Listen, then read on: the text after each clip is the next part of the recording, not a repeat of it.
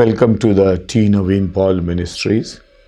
As we are studying together the Word of God, it's my privilege to have your fellowship in studying together and enjoying the presence of the Lord.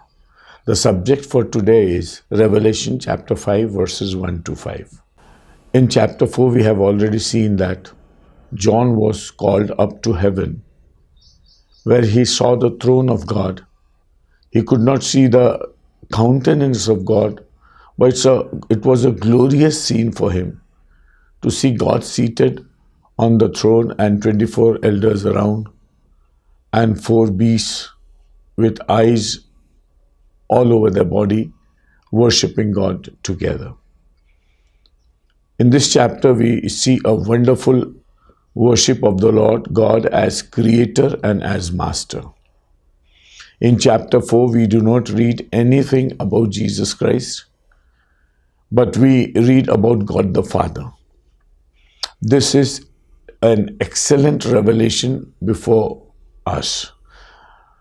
By this, we understand that God is the source of everything. He is the creator and the master. We also read a little bit about it in the future chapters of this book, when 3 angels come and announce the gospel upon this earth, and the first angel says, "Worship the Lord, because He is the creator, and through Him everything is created." God the Father is honored and worshipped and glorified as our creator and master. And then comes the description of how Jesus is seated at the right hand of the Father and is worthy of everything that happens on this earth. He's the cause and reason for everything that happens on this earth. He is working upon His plan to take His people into the eternal abode, to finish this planet Earth, to finish death and to finish Hades, and to take people to His home, that is the New Jerusalem. It's wonderful and excellent. So John, as he was taken into the heavenly heights, in chapter 5 we read, "And I saw in the right hand of Him who sat on the throne a scroll written inside and on the back, sealed with 7 seals. And I saw a strong angel proclaiming with a loud voice, 'Who is worthy to open the scroll and to loose its seals?' And no one in heaven or on earth or under the earth was able to open the scroll or look at it. So I wept much, because no one was found worthy to open and read the scroll or to look at it. But one of the elders said to me, 'Do not weep. Behold, the Lion of the tribe of Judah and the Root of David has prevailed to open the scroll and to loose its 7 seals.'" Now the scenario in heaven is that God the Father has a scroll in His hand, and His right hand, which is the hand of authority, and this scroll is written inside out. Means many things are written upon that scroll. It's a profusely written scroll. It's not a scanty writing. Much is written on that scroll, and that has a bearing on this earth. And he says, this was sealed with 7 seals. So if you have to open the scroll, you have to break open the 7 seals. Now, what are those seals? Is very important to learn. A strong angel came and proclaimed and invited anybody from all 3 realms, heaven, earth, and the realm below, that if anybody is worthy to open the scroll and loose its seal, must come forward. Now, when we read the book of Revelation, we just do not read about the earth. Now we are talking much about globalization. And we are talking much about the world becoming a village. We are much talking about human plan to replenish the earth, to make it better, our own efforts to work in the economy, environment, government, and other things of this earth. And the man is so thrilled with whatever he's doing because he feels that he has a very big platform to work upon, that is the earth. And as we move on towards globalization, we have our own dreams and plans for this earth. We behave as if we are the master of this planet earth. But we need to understand that God is the creator of all the realms. It's not just the earth. And man cannot go beyond this realm of this earth. But in heaven, all three realms are before God.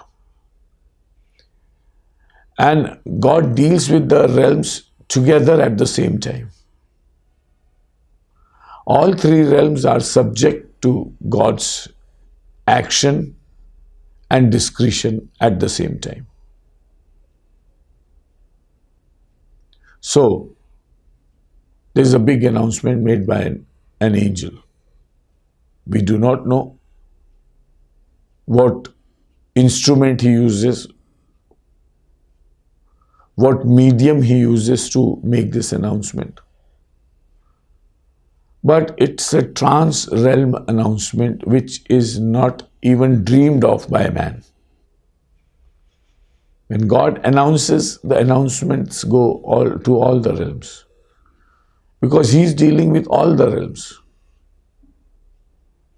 And particularly, the man whom He created on this earth, with the earth of this planet,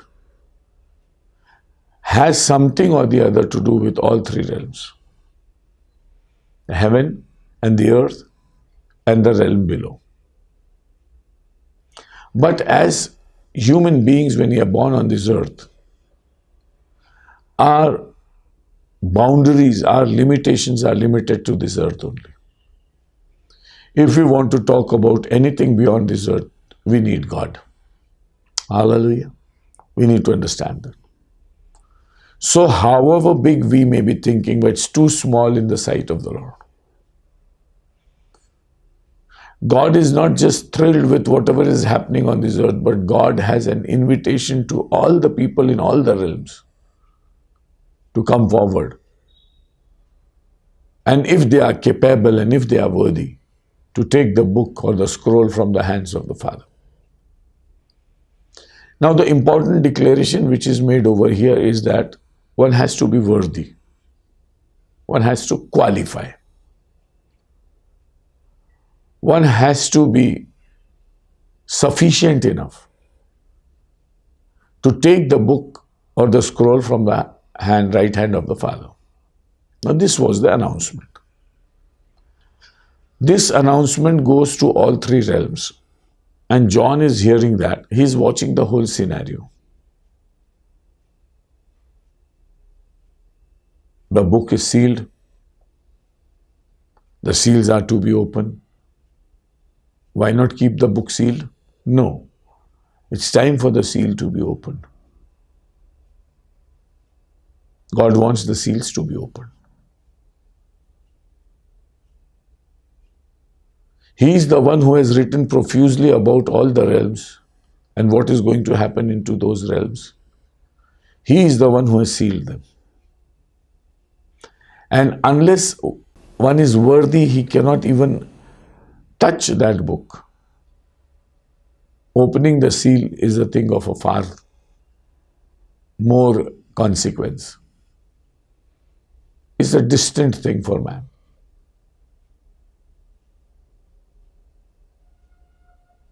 As the announcement is made, John sees the whole thing. And he says, no one in heaven or on the earth or under the earth was able to open the scroll or look at it. Now see, the scroll is visible. It is seen in all three realms. Who is worthy to come and take the scroll and open the seals? Now, John is surprised because people in all three realms are not even to look at it. Taking from the hands of the Father is a different thing. We read that Jesus died and rose again and ascended to the Father and sat at his right hand. His access to the Father is described in the Word of God.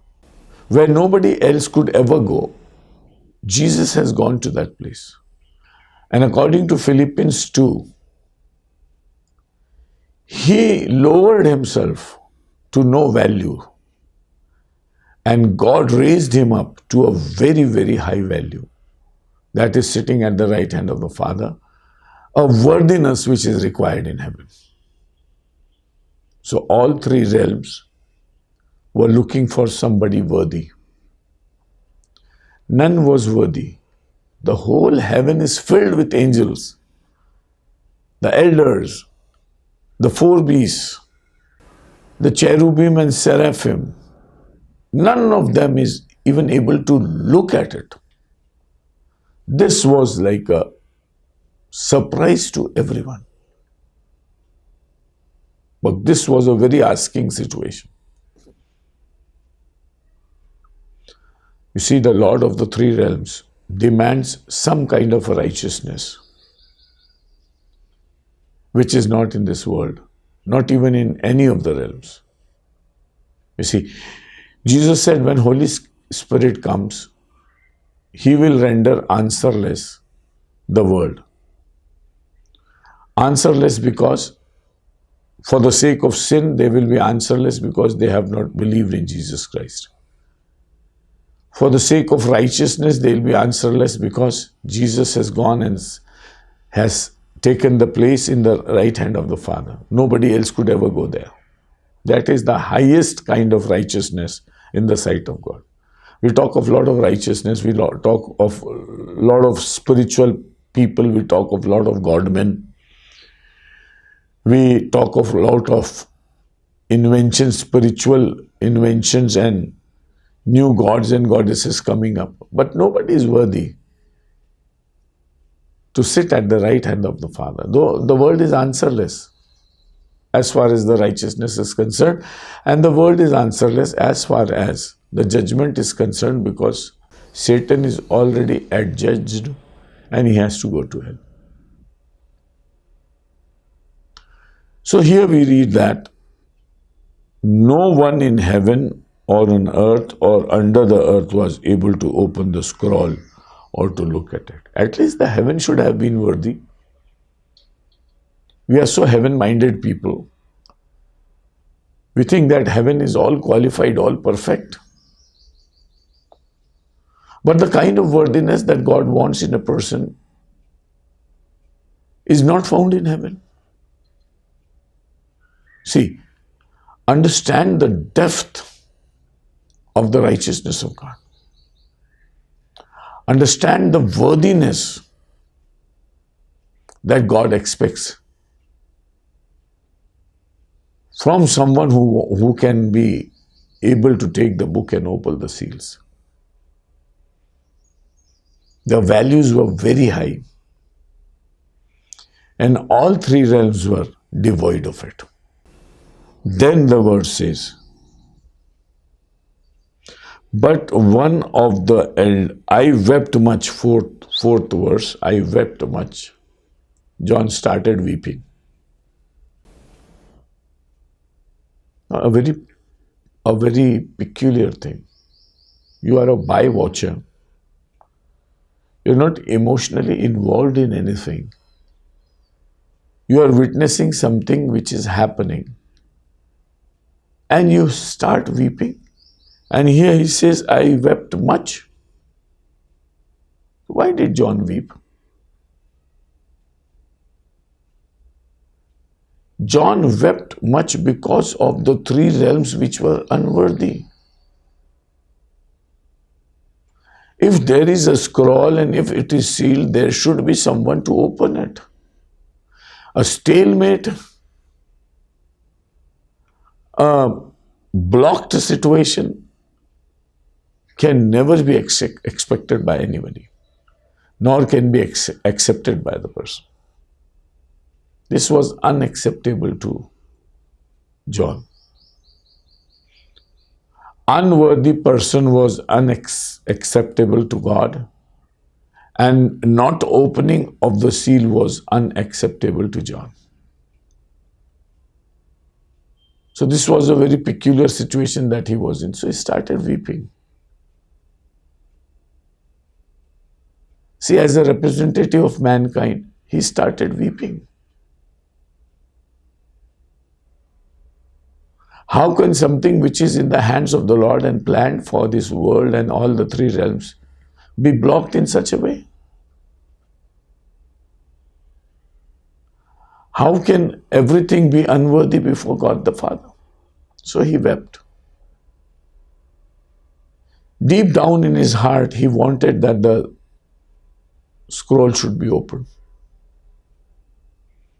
But he did not know the answer for it. See, a stalemate situation is the most sorrowful situation. See, we read in the Hades where the souls of the people who did not obey God at the time of Noah were there. And when Jesus died on the cross, he went into the Hades and opened the Hades and gave them a message that this is not the place eternally for you, because you are in a stalemate condition. And people were hopeless and never knew what was going to happen to them. In the Hades itself, there was a great disappointment. Because Hades was not the final place for man. It's either heaven or hell. So if you say that Hades is the final place, then people don't accept it. From the heart of their hearts, they are not able to accept that. Those who are dwelling in those Hades are not able to accept it. That's why the message was preached in Hades also. That Hades will be opened, people will come out, they will face judgment, and those who have not believed in God will go to hell. The ultimate is released in Jesus Christ. So till Jesus died and rose again from the dead, there were many things which are hanging somewhere in between. This we need to understand. There was a stalemate situation, and that we understand here also.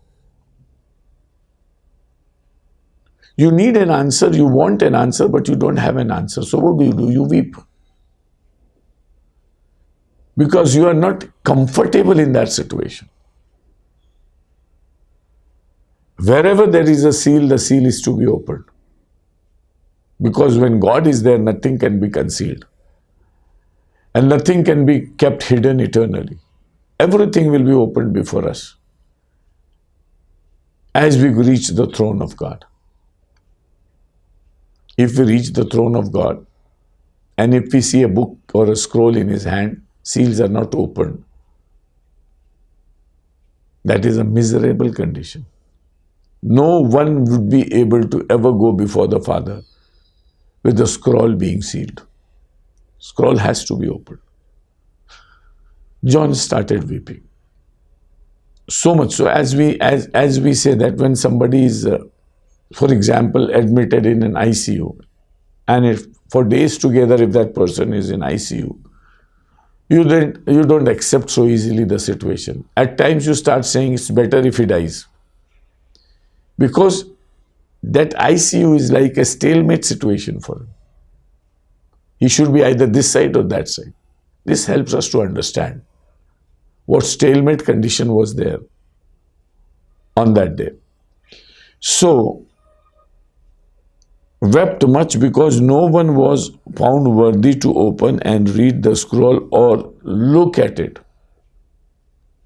Open, read, or look at it.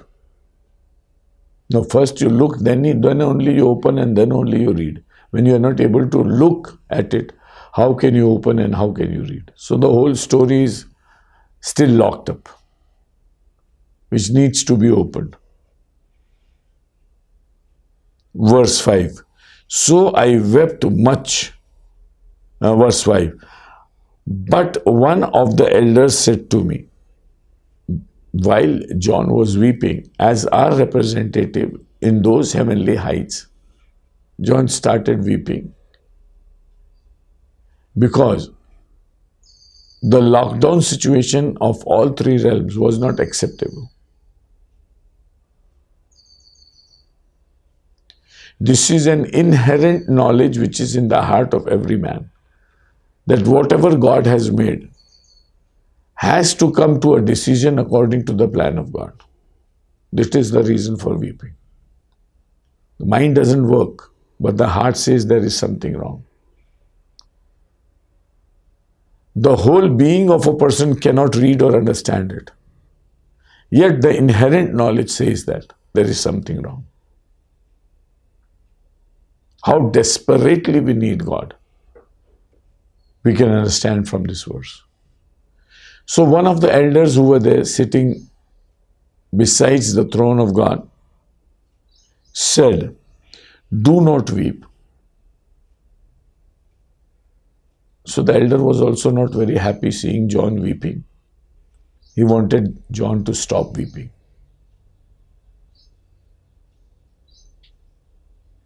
We don't read anybody weeping in heaven. Weeping bitterly is not a favorable scene in heaven. John never knew that. He was a man representing this earth, and man knows how to weep everywhere and anywhere. Wherever you take him, he knows how to weep. So there was one person weeping in the heavenly heights, and everybody was watching him. And he was weeping because there was nobody to take the scroll in his hand and open the seals. Or else you can also say that all the three realms except man, there was nobody to weep or wail upon the situation. Even angels were not able to react the way John could react. We are created in the image and likeness of God. Our reaction is superior and above every other reaction on this earth. All three realms for that matter. Perhaps John's reaction was very close to the heart of God. And when there was quite some weeping by John, then came the voice of an elder, "Don't weep." Now, this was a very encouraging word for him, because he had seen that all three realms were empty and nobody was able to come. Till now, Jesus did not come on the scene, because he was God personified. As a son of God, he came upon this earth. And by his death and his resurrection, he occupied a place where he was representing man, but also acquiring a higher position at the right hand of the Father. In other words, we can say that Jesus was a special class in all three realms. And he became a special class because of his death and his resurrection. See, he came on this earth, he died on the cross, resurrected on the third day. Every event happened on this earth.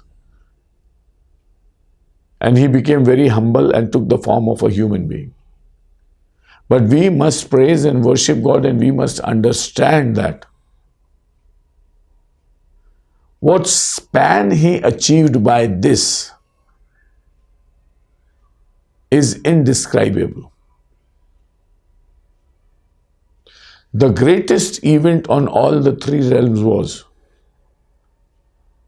a sinless man dying on the cross in the city of Jerusalem. How did he get worthy of that? The reason is given here. We will see it further. So, earth is the epicenter of the future of this, all three realms and eternity. Earth is the epicenter, and God's Son dying on the cross of Calvary is the only and the most important event in eternity which has changed the scenario. We are hardly able to think or imagine about it. We should worship our Jesus Christ with our whole heart, seeing that the achievement that He attained on our behalf in the heavenly places. In the book of Psalm it is written, who will represent us in heaven? Who will go for us into heaven? Who will make us go into heaven? Is there anybody who can work this out? These are the natural questions in the heart of mankind. We read it in the Bible. Time and again, who will go into the heavenly heights? Who will make a place for us? The answer is the one who came as a humble carpenter on this earth. That is glorious truth that we have to understand. So, one of the elders said to me, do not weep. Behold the Lion of the tribe of Judah. Now, he is called the Lion of the tribe of Judah. Tribe of Judah is one of the tribes which were born to Jacob. And through the tribe of Judah came Jesus Christ. And he was a humble person, never showed any authority or power in this world. But the three realms needed a lion like courage and boldness and strength to fulfill the requirement of heaven. He was humble, yet he was bold. He was weak, yet he was strong. He was helpless, yet he was the most capacitated one. And he is called the Lion of the tribe of Judah. The one who is specially seen above every other being in the tribe of Judah. For that matter, every human being on this earth.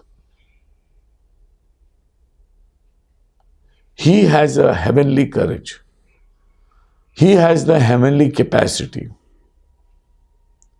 He has earned a heavenly capability. And he is a lion